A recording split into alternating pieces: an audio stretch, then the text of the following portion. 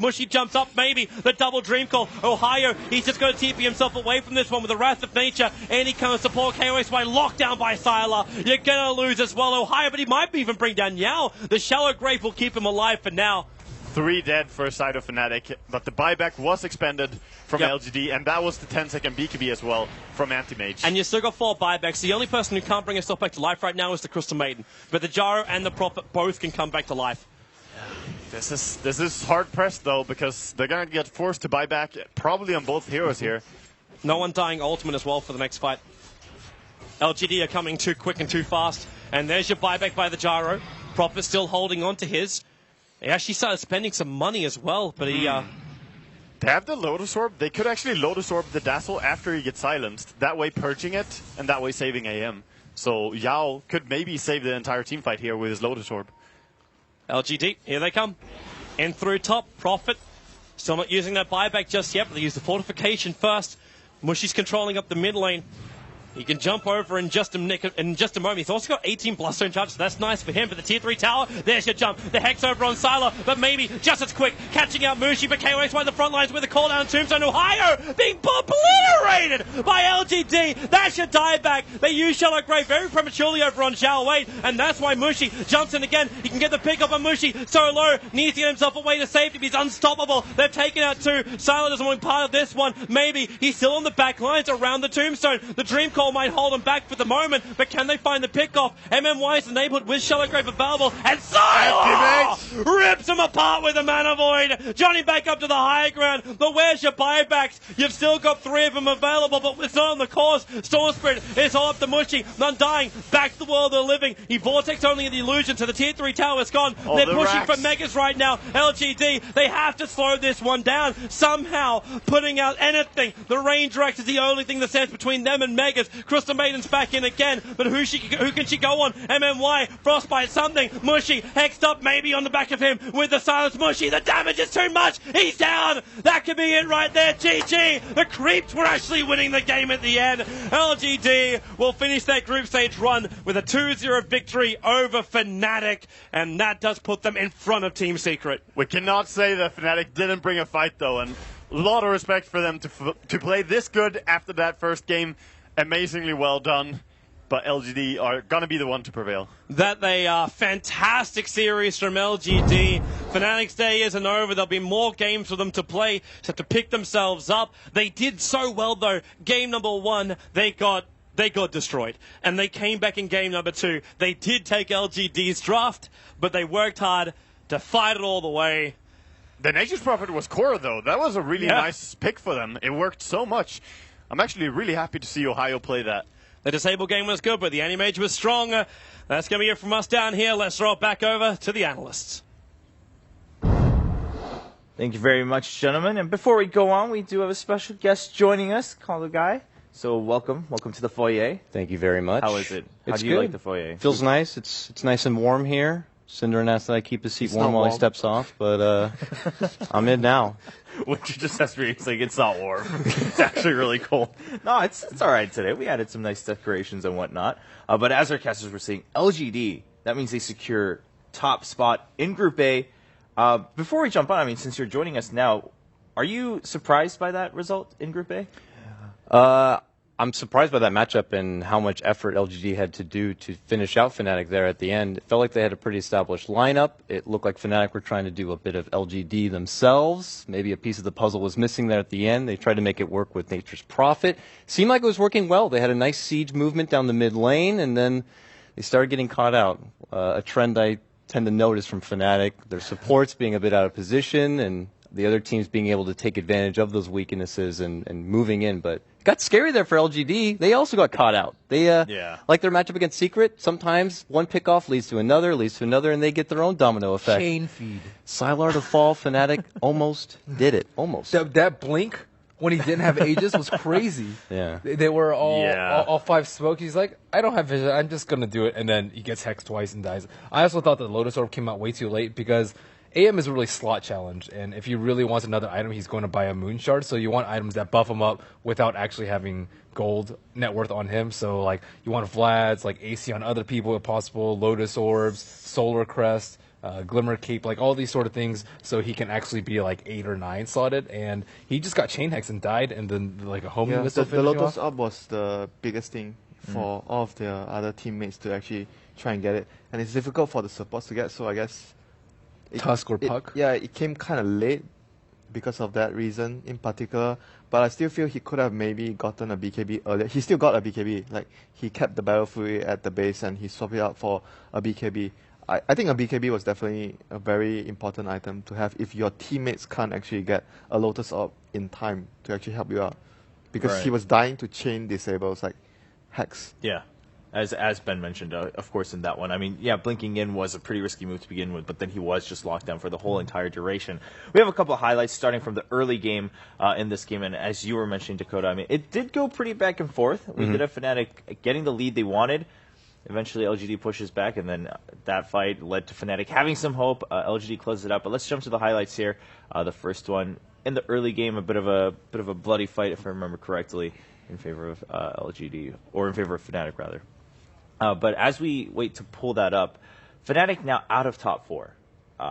But they've seen Sparks right on day one. They were actually the talk of the day. There was like, all right, they took a game off of Secret.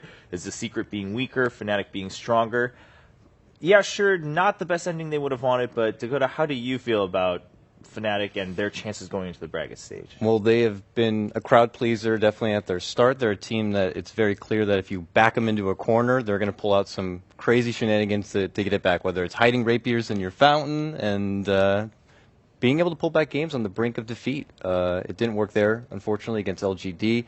Definitely a lot of spice to them, and now that they're going to have to battle it out in the gauntlet of best of ones, maybe one of those comeback clutches could be enough to take down a team that would be surprising. Yeah, that's true. Again, as we take a look at some of the defining moments of Game 2 here, Ben, I mean, going into best of one, do you think in some ways that could favor Fnatic if they just decide to go all out in the losers bracket here? Or the lower bracket, rather?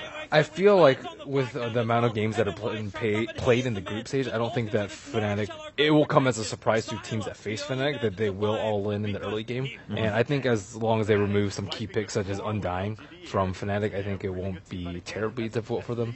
Fnatic did not secure themselves the top 4, but on the positive side, Complexity is now guaranteed top 4. This is a team that no one really thought was going to be in the top 4, like top 6, like maybe. Yeah, that's true. Now Group A is set in terms of who's in the top 4, with LGD leading. This game I thought Fnatic had like in full control though. They had like a pretty good net worthly, like almost all the towers are down. They subsequently take down Roshan, and again Fnatic showing that they are very capable of dominating the lanes, just not dominating past, I would say, a little past 30 or first couple of Roshans. They really have a hard time of keeping and retaining map control. Yeah, but something that we've seen throughout the week, Winter, is that with that anti-mage, it's like teams either just choose to say, okay, we just have to end the game early, just let anti-mage go, and if it goes past a certain minute mark, we're just going to lose, or they try and they fail. Here, was it just an issue of the draft, or was Fnatic just focused too much on their own win condition and not really concerned about when LGD could turn it around? I think the draft this game is much better than the first game, that's for sure. And the issue that let them down, I feel, was what Dakota mentioned before. A lot of pickoffs before they were trying to push, delaying the push, and giving the key pickoffs means that the Roshan was open to LGD's anti-mage to actually claim. That was, like, I think, the biggest loss. If you're doing a push strat, you don't want the enemy to get the Aegis. You are going to want the Aegis for yourself, so you're going to be confident when you're pushing up high ground. I think the whole early game was good from them. The lanes went really well. Anti-mage was pressured, and everything. Storm sort of had a good start as well. It was just the finishing move, they needed that Aegis for the high ground push, and the pickoffs gave away the Aegis to the AM, and I thought they could have ended the game, though, if everything was going well for them. Right. Speaking of... did you want to... I was going to say it's unfortunate because there were a couple opportunities that were given to them because of misplays, which I think we might be able to see here, but the opportunities came to them. They just needed to sharpen their play in that game. I felt they could have definitely won that game based on how they started. Yeah. And speaking of Aegis and misplays, we do have that moment that Ben was bringing up earlier with the anti-mage just kind of blinking in. He just blinks right into the middle and gets instantly sheeped, and then sheeped again. I don't exactly remember what happened, but there was no grade that came out. Yeah, Orchid. And then this is where you definitely want your Lotus Orb. It disables the sheep. It will prevent the second sheep from doing devastating amounts of damage because the target himself will be sheep. And Anti-Mage actually doesn't have buyback for the first maybe 45 seconds of his death. And he eventually buys back and they repel the push. But let's say that fight happens like 30 seconds earlier. That could have just been a game-ending blink. Yeah, so at the end of the day, though, LGD secures it. As you can see on your screens, ladies and gentlemen, with the standings for Group A, LGD does lead with 17 points. They are now locked in for that first place as Secret got taken down in Game 1 against Phoenix, and Fnatic now not able to have a chance to go into the top 4. And Complexity still battling it out with C9, it looks like. I mean, they still have a fight for that third-place seed. But at that point, we discussed this earlier, it's not going to matter too much because you don't have a choice. You kind of just leave it up to fate to decide who chooses you. I just want to go, like what Ben said, I'm really impressed with Complexity. I don't mean to sound too like American biased with it, but this is a team where no one had them in their compendium to make it out from the wild card, from the whole qualifier run. They didn't have them in like their top 3 or 4, and some of these kids don't have any LAN experience whatsoever. Ziz on their team, their core carry player, this is like his first LAN is TI. And he's stepping up, and they're all doing really, really well. They're taking games off a lot of these opponents. I hope they're not underestimating him because they're clearly showing that they can adapt very well to the new meta, that play style, and make it work. Yeah, Complexity, I mean, as they said, as the Freeman brothers were saying, I mean, and of course their teammates, they were all like, well, you know what? We actually are here just to prove everyone wrong. We thought everyone led up to was leading into TI. That's how we viewed the year. And so far, they're doing really well. Ben, do you think this is going to carry through strongly throughout the bracket stage, or as much as possible? I think so. Just because looking at their drafts, it varies a lot. Like they play Wisp, they play Sven, they play Tusk Techies. Like you really don't know what they're going to do, and it seems like they have specific strategies tailored towards each team, and they're tailored well. And I think that they've certainly done their homework. They're not cursed by the North American instability that has plagued so many other teams in the same region, and they seem very, very determined. I think they're one of the most determined teams out there, not only to prove everyone wrong, but to secure a top placing at TI. All right, now moving forward, again, every match matters a little bit here on the last day because we still have some volatile standings, especially in Group B. Group A, more or less, the top 4 bottom 4 are set. But again, C9 and Complexity still battling it out on stream 2, so you guys can go check out the end of that if you want to. But for us, we're going to start taking a look at Group B. And in their newbie, can they secure a spot or can they still move up? Can they get a win, like a series win at all in this group, or will they end with just a bunch of draws and maybe 1 or 2 losses at the end of the week? That's the big question. Their next matchup up against Vici Gaming. Dakota, what are your thoughts on newbie so far? So far, it's feeling a bit like last year. Maybe they're playing a bit of possum, and then they creep in, and then they're TI champions. I mean, it's hard to say. Yeah, I believe coming into this day, they need to get all wins, 4 wins, something like that, to be able to be more secured into the upper echelon. But it's going to be tricky. I don't know. Newbie. They're a very intriguing group. Next thing you know, they pull out and they have everything figured out. That's true. I think if they're in the lower bracket, I still think they have a pretty good shot of placing top 8. So I don't think that starting off in the lower bracket is going to necessarily be the doom of newbie. I feel like it's somewhat of a different story than last year. Like last year, they underperformed in the group stage. I think they were expecting like maybe top 6, and I think it was like the 9th through 10th area. And this year, they were expected like 7th through 8th by the majority of people, and then now they're kind of in that 4 to 6 slot, I guess. It's just pretty good. People weren't even sure if they should have an invite. It was just like they were like, "What newbie's going to come?" I certainly think they proved all those people wrong. But yeah, they deserve to be here. They have been doing very well